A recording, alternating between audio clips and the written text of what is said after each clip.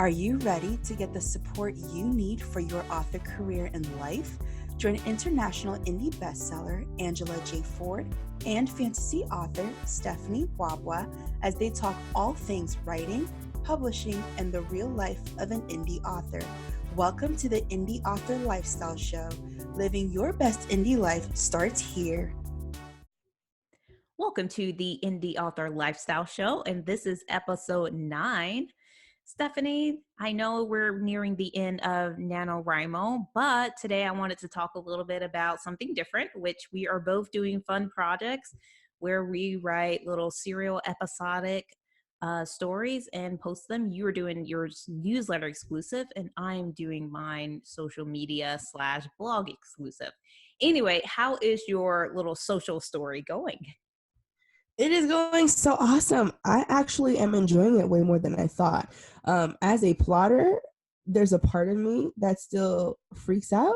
Like little fumes and flames everywhere because it's like, oh my goodness, everything is burning down. We're not planning anything.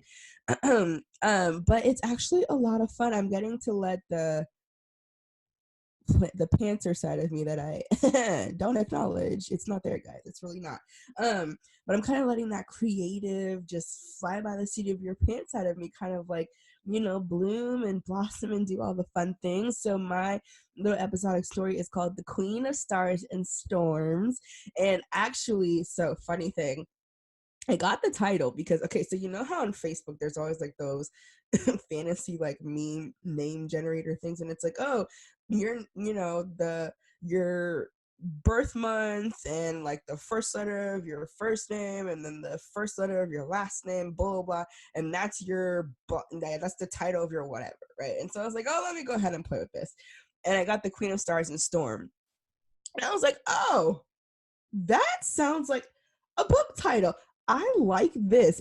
I'm writing this. And just like that, the story was born. And I messaged my newsletter. I was like, hey, so I know the MC, whose name shall not be released. If you want to find out, you've got to go to my newsletter. But I got the name of the MC. And then I said, okay, she can be from here or she can be from here. And they all overwhelmingly chose the option that I did not want them to choose. And my heart was like, oh, this is what democracy feels like.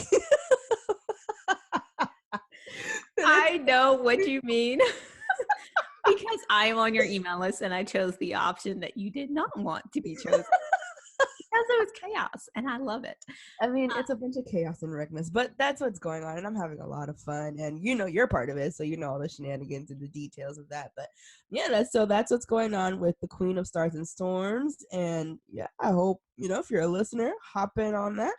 StephanieWawaAuthor.com, and you can get all the details. But what about you? How is your episodic story going? Oh, it's fun. It's a lot of fun. And I really am getting to the point where it's just really interesting to see what the readers pick because, like you said, sometimes they pick the one that I really don't want them to pick. And I'm like, oh, okay, all right, it's fine. It's fine. I can work with it. It's fine. It's not a big deal. But it's really fun, like sitting down and writing. Actually, I need to write another scene. So I'm going to do that as soon as we hop off and get done recording. But it's just a lot of fun just spending like time writing it out. And it's a nice break from writing the full length novel, just because I feel like each little like episode that I'm writing is between 300 to 500 words. And so I feel like I don't have enough time to get all of my thoughts out. And so my thinking is that I'm just writing a summary of the chapter. Given 300 to 500 words is a long summary, but still it's a summary of the chapter. So I'll probably go back at some point and write out the full length chapter that will be about 2,000 words, and that will be a lot of fun. So I have that project to look forward to. I just can't do it right now because I'm working on other things. Night of the Dark Fae is calling my name, and so I need to focus on that. Yes, it needs to keep calling your name. Listen, I'm just waiting to get these books into my hands. And shameless plug, they're on pre-order. Hello, I am so excited. I know, I'm so excited. So that link is angelajford.com, where you can find out more about that. But today we're about to dive into a really cool episode because we have a very special guest who is awesome, Emma Hamm. She's a romance author, and I'm really excited to dig into this interview with her. Yeah, no, me too. She just has a really awesome personality. And she's just a very cool author to talk to me. Not like popular friends, okay? Not cool like high school cool, but cool like she's just a really down to earth person. And she's very transparent with her process. So I'm really excited for today's conversation. Great. Let's head over to that interview. Hello, and welcome to the Indie Author Lifestyle Show. We are back, and today we have a special guest, Emma Hamm. She is a US Today best-selling author who grew up in a small town surrounded by trees and animals. She writes strong, confident, powerful women who aren't afraid to grow and make mistakes. Her books will always be a little bit feminist and are geared towards empowering both men and women to be comfortable in their own skins. Welcome to the show, Emma. Hi, thanks for having me. Oh, we're thrilled to have you. This is very exciting. So, I'm a big fan of your work and I absolutely love your covers. You're so gorgeous. But yeah, tell us a little bit about how you got started, why you decided to be an indie author. Sure. So I always tell this story, and some people know what I mean, and some people don't. I used to write on online forums. I sort of did even all through high school, which is just back and forth with other people. Um, and one of my friends at the time said that we can't write books. That's why we write on forums. So I kind of took that as a challenge and just wrote a book because, I mean, why not? So that was the first book that I ever published. My mother edited it for me, and you cannot get that anywhere online now. If you can, somebody message me. I don't want it anywhere. But yeah, so I mean, I've sort of always been a writer. Unfortunately, when I was in high school and even middle school, I had a lot of teachers tell me that that's not a job. So I sort of wandered a little bit to get here. I went to school for new media, for film, because I sort of thought, well, maybe I want to, bring stories to life visually. Didn't love that. Went into special effects prosthetics and did a lot of, monster makeup. And I've done 3 mermaid tails you can swim in and all this kind of stuff, which was fun. But again, like not necessarily what I wanted to do. So then roundabout way, just came right back to writing. That is the coolest thing. I don't think I've ever met anyone that have done these kinds of effects. That is so interesting. But that's really awesome that didn't deter you. I would like to ask though, did you think that when they were like, oh, well, writing, you can't really make that a thing, like you can't, a lot of people, the joke is, we're all starving artists, right? Like Yeah. writers can't feed themselves. And so Yeah.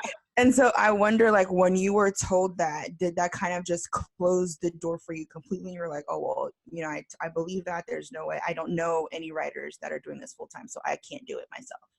Yeah. Unfortunately, it really did. And it was a teacher that was an English teacher. So to hear that from someone who, in my mind, would have made a career out of it if they could have, definitely was pretty destructive. But then I did get the satisfying, like last summer, I got to go back to the high school I went to and present on being an author. So I'm like, just as an FYI, you can do it, and here I am, which was wonderful. But yeah, I think a lot of people, especially high schoolers, just they never even consider it because it just seems so far out of reach. Nice. Yeah, that makes a lot of sense. I was able to mentor a high schooler a couple of weeks ago, and it was exciting because she really wanted to focus on getting things right and that foundation of being an author. So, and I'd love to talk about it. Where kind of did you start? Like, I know you did the forum, you wrote your book, but when did you actually publish like your first book and get it up on Amazon, one that's available now? What kind of steps did you take to build that foundation? So after the first 2 that are no longer published, I sort of kind of started Googling more. I made a kind of group of author friends at the time who were a bit old school in the way that they said, just continue publishing. And once you have enough books, eventually you'll make money. So I kind of unfortunately went through another series where I didn't really do much. I didn't research the genres. I sort of just published it, got a nice-ish cover and then hoped, and prayed that something would happen. But Heart of the Fae was really the first one where I sort of deviated from that group, and I just said, I have other friends who are female entrepreneurs, not in authoring, but just in their own business. And I kind of mimicked what they did rather than what other authors were telling me. And I made money, enough to start considering like, okay, maybe I could quit my job and do this full time, which was awesome. So I always say, like, newer authors, don't limit yourself to only what other authors say to do, because there's so much out there, especially with entrepreneurship retail, that you can apply to your own business. It doesn't have to be coming from an author's mouth. No, that's actually really good. And I want to touch upon that a little bit, because that's a good point where I know that, okay, so I will say for me, I learned a lot from authors like Angela. She was just very transparent with her process, and it helped a lot, right? Because she's been a step ahead of me. And so that's been really cool. But I did find that with certain communities in the indie world, I had to pull away, because I was like, oh, you're putting a ton of stuff out there, but nothing's happening. And I'm like, that doesn't make sense, because I know others who are making a full-time income off their novels. And so, can you talk a little about that? Like, what kind of information were you getting from the author community that just was not helping your books take off, and what did you glean from other entrepreneurs in different fields, and those were the strategies that actually worked for your success? Yeah, I think the number one thing that people always said was just continue to publish. Like, once you have enough books, then you'll make money. But it created this goal of, if you have 10 books, 15, 20, whatever that magic number is, all of a sudden that's when people know who you are. Unfortunately, I've even seen accounts with 30 or 40 books, and all of them are ranked in the millions. And nobody, that's not what you want. And another thing that I remember was, design your brand the way you want it to look. And it doesn't matter what other people are doing, which is true and not at the same time. Yeah. You have to look at your genre. If I came into contemporary motorcycle romance with an illustrated cover, probably not going to sell. So, unfortunately, like, that was kind of the stuff that I was getting. So then I started taking a couple other courses. Kimberly Jimenez has a wonderful, it's just like the content lab or something similar to that. And she just had, like, really focusing on social media and building a presence, which kind of led me to an influencer sort of vibe with my brand. I think the cool thing about what we're in right now is that consumers are our age, so they're not, looking for something in a store anymore. They want a person to buy from. Doesn't matter what the product is, whether it's, candles or beauty products or books. They want to buy from you because they like us. Like, they want to know what our cats look like and all of that. So I sort of really leaned heavily on Instagram. I've moved into, the email campaigns as well. I still don't know how to do Twitter, and I'm probably never will, but it's I'm not smart enough for that, like, quick. I can't be that quick. But Instagram I can do, because it's pretty, and it's, it's very targeted towards creating art in the same sense that I create art with books. So yeah, I definitely suggest to people build some kind of an online presence, and look at what YouTubers are doing. I mean, that's the new generation of people, whether that's creating a YouTube or, creating t-shirts or logos or whatever it is they do. So good that you kept touching on your author brand, because funny enough, just a couple of weeks ago, we spoke to Shayla Raquel, and she was talking about her, book about, building an author brand. And that's so very true.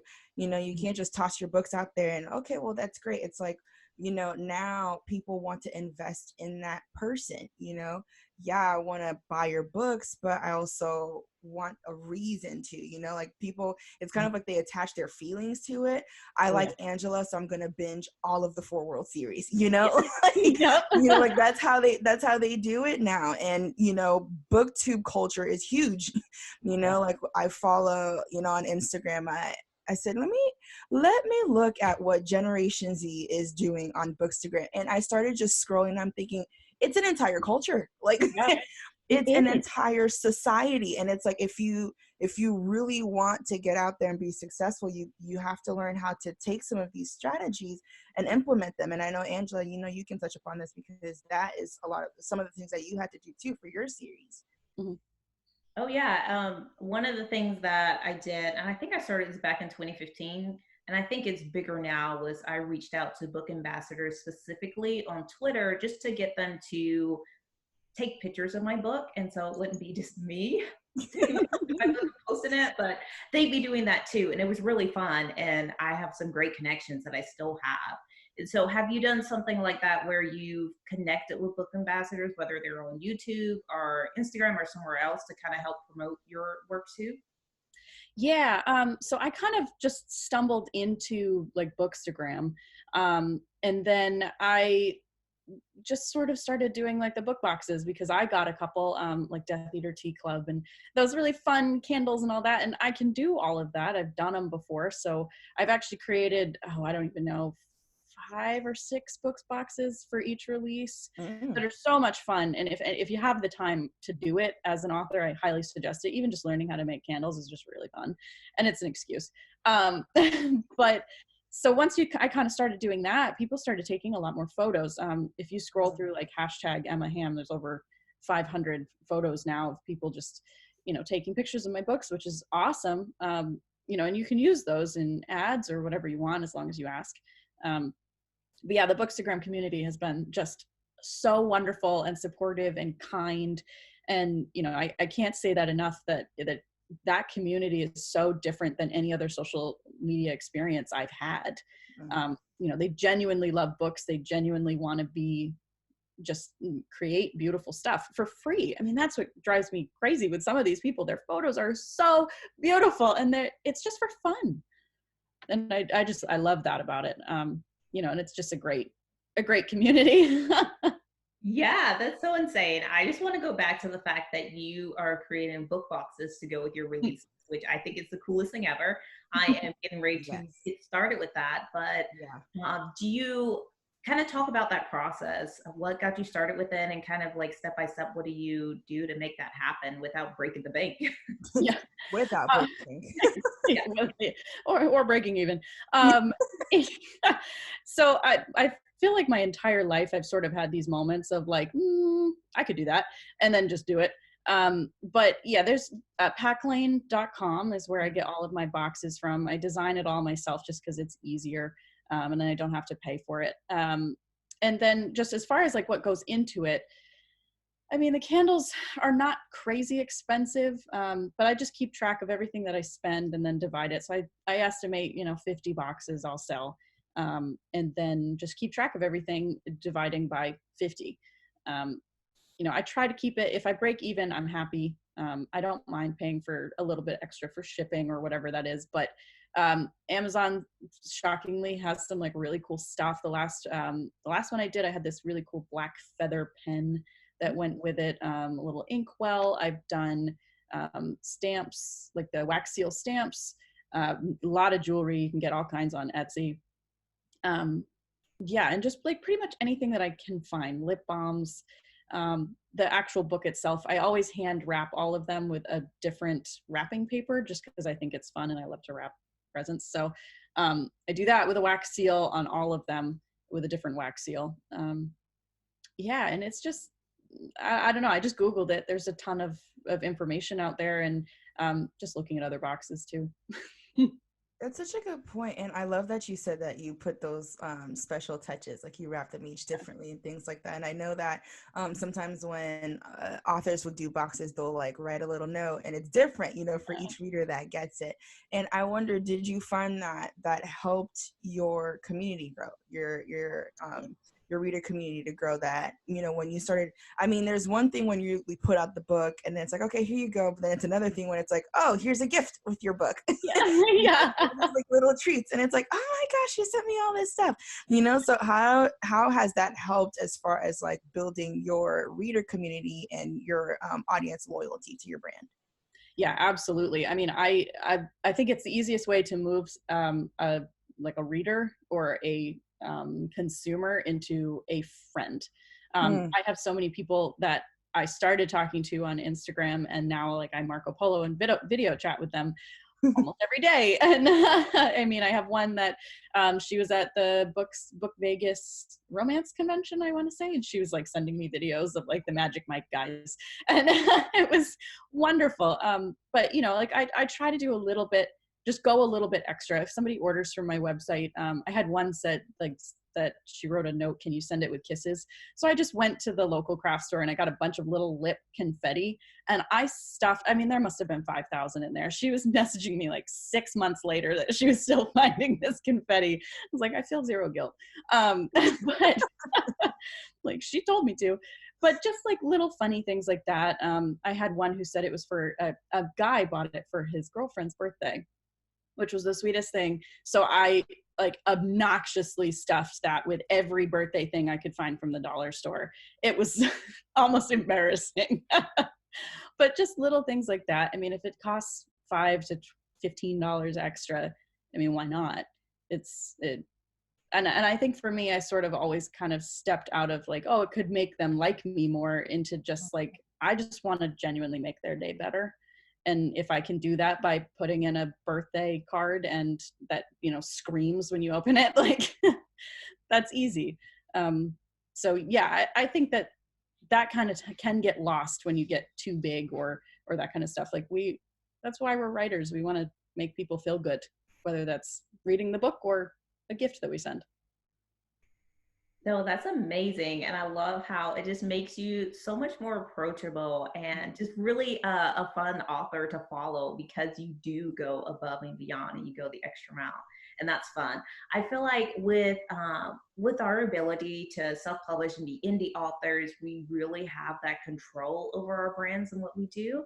I feel like with traditional publishing, like an author still could do that, but there would just kind of be that the publishing house that might kind of want to have more control over things. So I think that, you know, just these fun things that you think of and that you go for, you're able to do that because you have that control and you can be flexible and you can just say, hey, like I want to include candles, I want to go do this, I want to do that. And your fans absolutely love that. That's amazing. So Yeah. I love how you have like your unique approach to marketing. And I kind of want to pivot and talk a little bit about writing too in that process. And so you write a lot of fairy tale retellings and romance. It's all in the fantasy genre, of course, but I absolutely love that. And I feel like that's it's just a fun way, and you have quite a unique audience that you pull in with that. But what's your writing process like? How many books do you publish a year? Kind of how long does it take you to finish a book and get it out there? So I'm a what is it called? A planner? I outline extensively. Um, Probably more than I should. I spend a lot of time on that. But it just, once you start writing, I can see Stephanie is the same. Listen, I am a diabolical plotter, and I found a kindred spirit. I'm cheerful. Yeah, I mean, it's ridiculous. I get like 3,000 to 5,000 words in an outline, but you know, I genuinely like knowing what I'm going to write before I sit down and write it, because then it's a little bit mindless and I can focus on creating pretty words and prose rather than like, how do I get them from point A to point B? But I think that that's sort of how I've always written. I notice if I sit down and I just write it, by the end of the book, it's a completely different story. So, but yes, that's definitely the only way that I can do it. I know a lot of authors who are they can just go, but I also hate editing. So that's I have to outline, or the editing process gets real brutal on me. I totally understand, because I just go and then I have to edit and I'm sitting there like, why didn't I plan this out? Why didn't I do it ahead of time? No, as a plotter, I relate. I cannot dive into it. Now, I will say, if it's like something that, you know, I just want to have fun with it, you know, that's fine. But like if it's like some like big series, I have to plot, or else I get lost, and then I get annoyed because I'm like, I don't know what's supposed to be happening here, and I don't know what to do. And, I'm just gonna close this, and Yeah, we'll yeah. and we'll come back to it when I figure out what to do. But as a fellow plotter, I would like to know, so for those who are listening who may, go about the same way, so what does that look like for you? Like, where do you start? Do you start with an idea and then you kind of like just build out from, is there certain, a certain, outline that you follow, certain story structure that you choose and prefer? Like, how do you go about building out your stories once you get that initial idea? Yeah, so I usually just do by chapter, and I write like a paragraph or two for what's supposed to happen in that chapter. Before I outline, there's a couple books that I have that are just like character archetypes and personality traits. I read somewhere that if you're going to be creating a character, you should pick 3 good and 2 bad personality traits for each character. It makes them more realistic. Nobody's just good, nobody's just bad. So that's definitely kind of where I lean heavily when I'm designing the characters. And I just keep that in mind while I'm writing to like remember, the one that I have coming out, Gilded Rose, like Amisha is a wonderful character. She's very kind, she's very smart, but she's also like very much in denial about everything, to a fault. And she, is very headstrong, which is sometimes good. Sometimes, you're just beating your head against a brick wall because you won't like believe in what's happening. I think in all of my books, some people really dislike this about them, but every character is frustrating in their own way. They all have flaws, and that's not something that's ever going to change in my books, because I think that's what makes people interesting. You should love them for their flaws. It doesn't matter. Like, you can't just dismiss the flaws. They're there. But yeah, so I make sure to always have like my character designed. Then I go in through outline. For me, I sort of envision it like a movie. So what would be the next scene that I want to see in my head? And I always have like little Pinterest links as well on all of the chapters, just to remind myself what I want it to look like. Really cool. Really, really cool. I like that idea, the Pinterest link. So I do storyboards, and I have way too many photos in my storyboards. Confession. It's a black hole. I'm not sorry. It's just I love being able to, because I'm like that. Angela and I are both very visual. And so just being able to like go into Pinterest and see what these characters look like, what the setting around them would look like, and it also just helps you to, it makes it easier when you have to describe the thing. You know what I mean? Like, you read some places in your book and you're like, oh, how do I describe this weapon besides saying it's a knife? Yeah, right. But that's super cool that you actually have Pinterest links per chapter. Like, that's a little nugget for me, but that's just super awesome. Yeah, I do the board thing too. It's just, if I could envision it as a movie, then I can write it. I don't know why. No, I like that. I like to do that, envisioning it as a movie too, because that really helps with writing and making it happen. So no, that's really cool. I love it. Yeah, this is awesome. And I like how you have the flawed characters too. I feel like when they're characters that are very relatable and then they also make mistakes, like as a reader, I can read it and be like, oh my gosh, this is so frustrating. But then I'm like, oh, but I remember one time when I was in a situation and I did something that was completely frustrating. So it's just awesome to have those relatable characters. And I like that they have flawed characters are awesome. Yeah.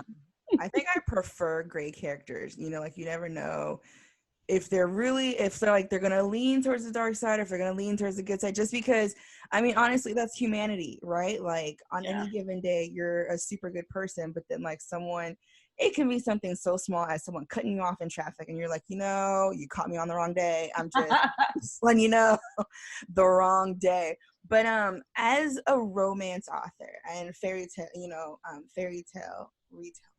Ooh, say that fast. Yeah. Did you find that it was difficult, especially when you were first starting out, did you find that it was difficult, to kind of get your wings, so to speak, in the romance industry and, the world of Nora, right? And so, like, did you find it difficult to, get your wings? And then how has it been for you as far as like staying in romance? And do you plan to try maybe other genres as well? Yeah, it's definitely difficult to get your wings. And I think honestly, it's just because writing believable romance is very difficult. Mm. Um, to get from point A to point B in a relationship is just so convoluted and so emotional that sometimes it's just not believable in a book. I still think contemporary romance authors write some of the most challenging things that I've ever read, just because, to go from enemies to lovers, there's a long journey there, and it's 60,000 words, and I don't know how they do it, because I believe it every time.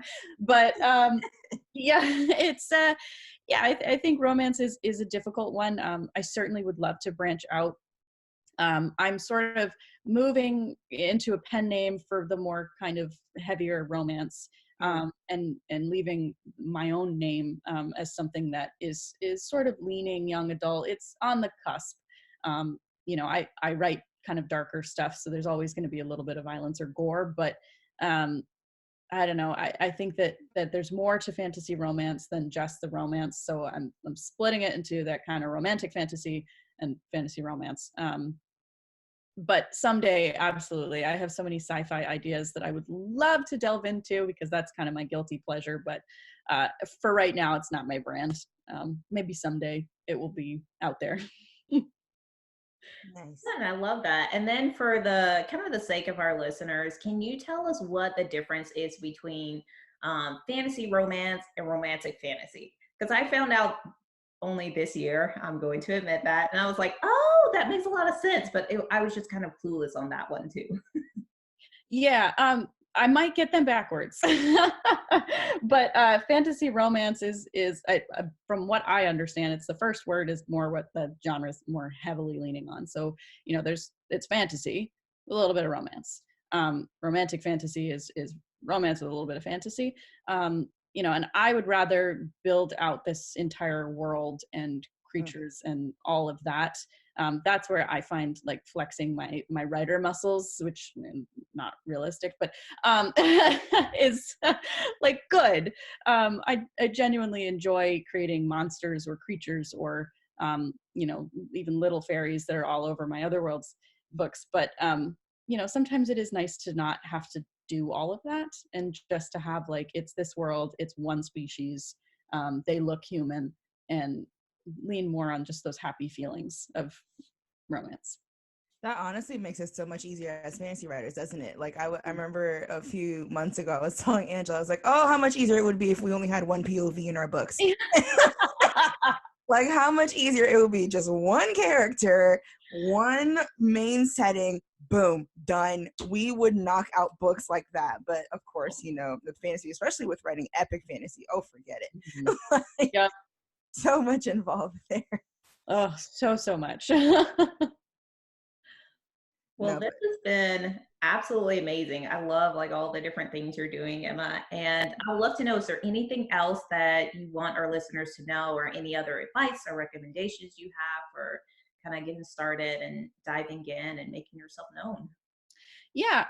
So as far as getting started, I always tell people, and pardon the French, but this is the term that I always use. I just did it on a live Instagram as well.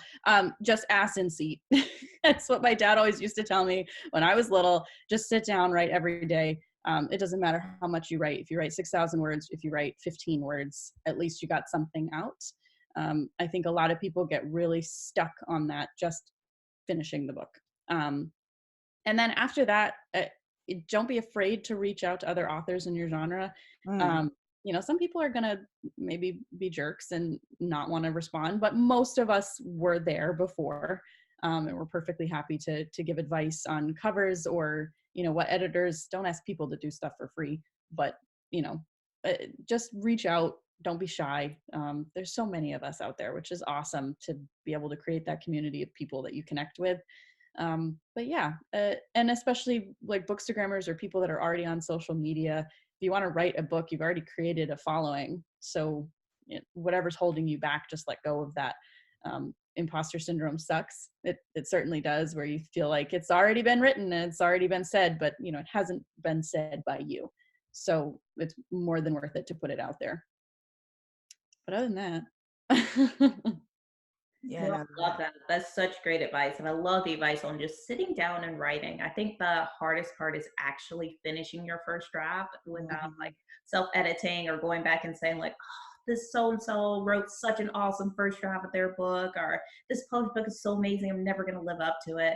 And it's just sit down and write. That's Yep. it. Shut up all the noise and write. Yeah, and Yeah. I love that shout out too to like the Bookstagrammer community and like just other readers, is because they're such voracious readers and they have all these story ideas in their heads, but they only see themselves as readers, even though they also want to slip into that realm of writing. So love that you also encourage that, that part of the community as well. Like, you've got a story and you write, Mhm. get it out there, right? Yeah, I don't know how many people have messaged me and said, they have an idea. Um, there's nothing holding them back. So just do it. I mean, that's what I did when I wrote my first book. It was somebody said that I couldn't, so I did. And then now I'm 4 years in and I'm still in the career. But it's worth it. And I think too that, that whatever teacher or parent or family friend or whatever is telling you it's not a job, I mean, we're here and we're proving that it is. So it's worth it to try at least. Yes, absolutely. It definitely is. And I mean, all you have to do is do it. Just really focus in and do it. And you can make it a career as a full-time author. So that's really encouraging advice. And it's so great to hear. And Emma, we've absolutely enjoyed having you on. It's been absolutely wonderful. Well, thank you so much again for having me. It was really nice to see you guys face to face. Absolutely. Well, we will talk again soon and we'll catch you next time. Bye. Bye. The journey to becoming a full-time author on your own terms doesn't have to be lonely or hard. We have an awesome community where we chat daily, write together, and motivate each other. To be part of this vibrant community of indie authors living their best bookish life on their own terms, go to indieauthorlifestyle.com/inner circle for more information. If you enjoyed today's episode, we'd love to hear more from you. Leaving a rating or a review helps us to create more great content like this. Be sure to rate this episode and subscribe to the show. Thanks for listening to the Indie Author Lifestyle Show. See you inside the community.